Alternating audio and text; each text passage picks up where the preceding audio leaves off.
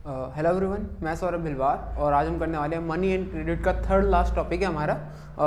Topic का नाम है हमारा द टर्म्स ऑफ क्रेडिट। ठीक है ना। टर्म्स ऑफ क्रेडिट मतलब ऋण की जो शर्तें क्या होती हैं, तो ऋण की शर्तें क्या होती हैं हम वही करने वाले हैं। तो ऋण की क्या शर्तें होती हैं आज हम उनके बारे में बात करने वाले हैं। अगर हमें ऋण चाहिए तो ऐसा नहीं है कि भाई हमको ऋण चाहिए, ठीक है भाई हमको ऋण चाहिए तो हमें ऋण के बारे में पता होना चाहिए। ऋण के बारे में पता भाई हमें कितना लेना, बस इतना पता होना चाहिए। हमें इसके अलावा और भी चीज़ों की तैयारी करनी होती है जिनके बारे में हमें पता होना चाहिए कि जब हम वापस करेंगे तो भाई क्या क्या हमें एक्स्ट्रा देना पड़ेगा, या फिर कितना पैसा एक्स्ट्रा देना पड़ेगा, या फिर वापसी कैसे करेंगे। तो कुल मिलाकर ये सारी इन्फॉर्मेशन हमको पता होनी चाहिए। तो आज हम उसी के बारे में बात करने वाले हैं कि चलिए देखते हैं कि क्या करने वाले। ठीक है, तो अब इस वीडियो के अंदर देखना कि हम पढ़ने क्या वाले हैं। वीडियो के अंदर हम पढ़ने वाले हैं इंटरेस्ट रेट। इंटरेस्ट रेट यानी ब्याज दर।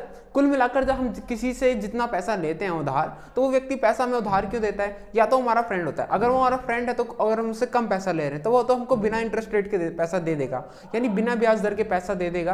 अभी ब्याज दर होती क्या है, कौन सी चिड़िया का नाम है?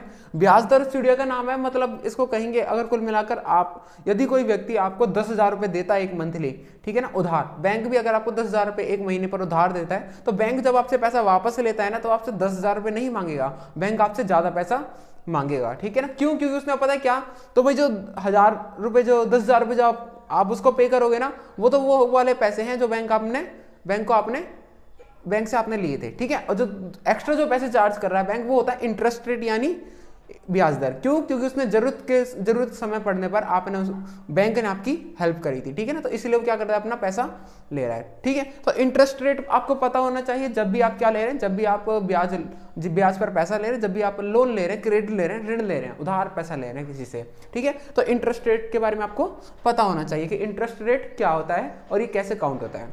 ठीक है, अगला हो गया हमारा कोलेट्रल। कोलेट्रल क्या होता है हमारा? कोलेट्रल होता है हमारा समर्थक ऋणाधार। ठीक है, कोलेट्रल क्या होता है हमारा? समर्थक ऋणाधार।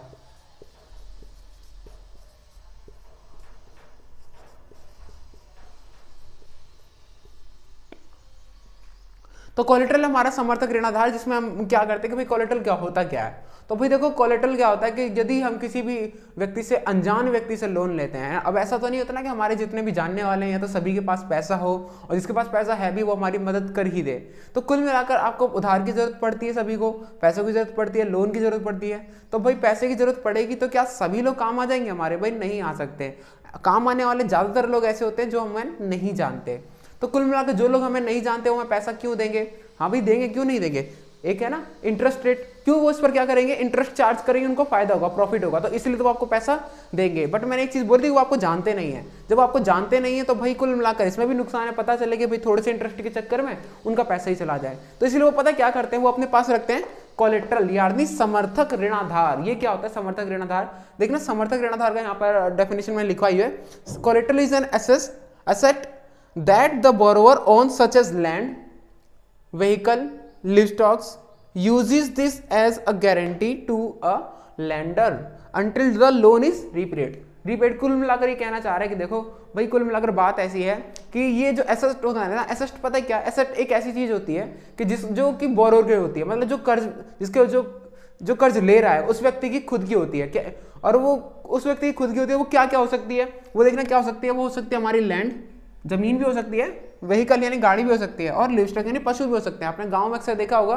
गांव में हम क्या करते हैं कि गांव में भाई जब हम किसी से भी कर्जा लेते हैं ना, बनी अंकल से हम जब कर्जा लेते हैं, तो पता क्या होता है कि भाई ये जो लिवस्टॉक होता है ना, मतलब पशु जो हमारे होते हैं, जानवर होते हैं, यानी गाय, जो गाय भैंस, ये सारी चीजें हम क्या कर देते हैं, उधार रख देते हैं कि भाई हाँ भाई ये एक काम करो कि जब तक हम तुम्हें पैसा नहीं देंगे तो है ना, तो ये गाय तुम रख लेना। ठीक है भाई, तो जब तक आप क्या करें, मतलब आपने 10,000 रुपये लिए एक व्यक्ति से, या आपने 10,000 रुपये लिए, तो उसने क्या कहा, भाई एक काम करना, हमारी गाय ले जाओ कुछ टाइम के लिए, है ना, ये आपको दूध देगी, अभी तक हमारा भला कर रही थी, अब तक आपका भला करेगी, है ना। तो गाय है कुल मिलाकर बहुत बड़ी चीज, है ना। तो कुल मिलाकर क्या करने वाली है, ये भाई दूध देने वाली है ना। तो कौन मना कर दिया कि भाई गाय जब तक हमारे पास रहेगी हमको दूध ही देगी।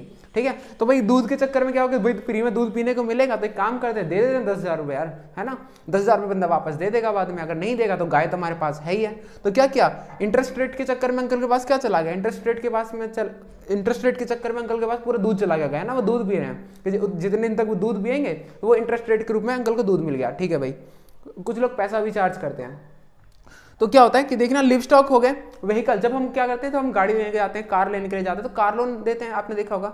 जब हम कार लोन लेते हैं तो पता है क्या होता है, जब हम कार लोन लेते हैं भाई कार तो ले ली हमने, ठीक है भाई कार हमारे पास है, बट उसके कुछ डॉक्यूमेंट्स ना, उसका जो मालिकाना हक होता है जब तक हम लोन को रीपे नहीं कर देते, जब तक हम लोन को रीपे नहीं कर देते तब तक पता है क्या होता है, तब तक उस कार का जो मालिकाना हक लगभग बैंक के पास होता है, जब तक हम बैंक को उसका पैसा पूरा नहीं चुका देते, ठीक है। तो व्हीकल हो गया, लिव स्टॉक हो गया, और सच एज लैंड, कुछ जमीन भी हमारे पास ऐसी होती है इसको हम उधार रख देते हैं, यानी गिरवी रख देते हैं।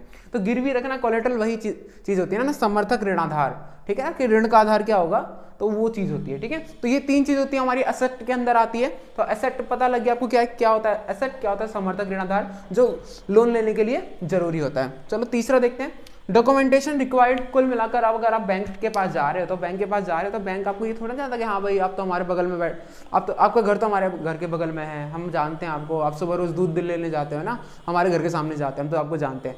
तो क्या उस आधार पर आपको लोन थोड़ा ना दे दिया जाएगा। लोन देने के लिए पता क्या होगा कि लोन के लिए आपको सिंपल सी चीज़ ये है, सारे आपके पास डॉक्यूमेंट्स होने चाहिए। अब ये प्रूव होना चाहिए कि आप जिस कंट्री में लोन ले रहे हैं उस व्यक्ति के इंसान भी होने चाहिए, है ना। कुल मिलाकर भी ये थोड़ा ना कि भाई हम इंडिया में रहते हैं, ठीक है, हम जा रहे हैं, कहाँ पर गए थे घूमने के लिए, स्विट्जरलैंड गए, स्विट्जरलैंड में घूमने के बाद क्या होता है, स्विट्जरलैंड घूमने के गए, स्विट्जरलैंड घूमने के बाद वहाँ पर एक बैंक दिखा, बैंक में गए, हम लोन लेकर आ गए। तो भाई हमारे डॉक्यूमेंट्स वहाँ के बैंक में चलना थोड़ा सा मुश्किल है। अब थोड़ा सा मुश्किल या पूरा मुश्किल है ना, ये तो मुझे नहीं पता, पर ये देखना क्या है कि डॉक्यूमेंट्स की जरूरत होती है हमें कहीं भी लोन लेने के लिए। ऐसा नहीं कि कोई भी कहीं से भी उठ कर आया और लोन ले लिया, ठीक है। तो ये तो भाई डॉक्यूमेंटेशन रिक्वायर्ड, ये तो हो गया भाई। अब मोड ऑफ रीपेमेंट, कुल मिलाकर जब आप पैसा दोगे, ठीक है ना, वापस पैसा करोगे, रीपे करोगे, तो भाई कैसे करोगे, ठीक है, कैश दोगे, चेक दोगे, या फिर आप सीधा ट्रांसफर करोगे। तो ये भी आपको पता पहले ही बताना होता है, ठीक है। तो ये चीज़ आपको पहले पता होनी चाहिए कि आप वापस कैसे करोगे, किस्तों में वापस करोगे, मतलब मंथली वापस करोगे या फिर पूरा एक साथ वापस करोगे। तो कुल मिलाकर ये है मोड ऑफ रीपेमेंट, और ये चीज़ें हैं जो कि टर्म्स ऑफ क्रेडिट, यानी जब आप ब्याज पर पैसा लेने के लिए जाते हो, जब इंटरेस्ट पर पैसा लेने जाते हो, तो कुल मिलाकर आपको पता होना चाहिए क्या कि भाई कौन कौन सी चीज़ों की हमें आवश्यकता होती है। तो क्या हो गया हमारा, interest rate, collateral, documentation required और मोड ऑफ रीपेमेंट। तो उम्मीद है कि आपको वीडियो समझ में आई होगी, अगर पसंद आई होगी तो please like the video and subscribe the channel. Thank you for watching the video.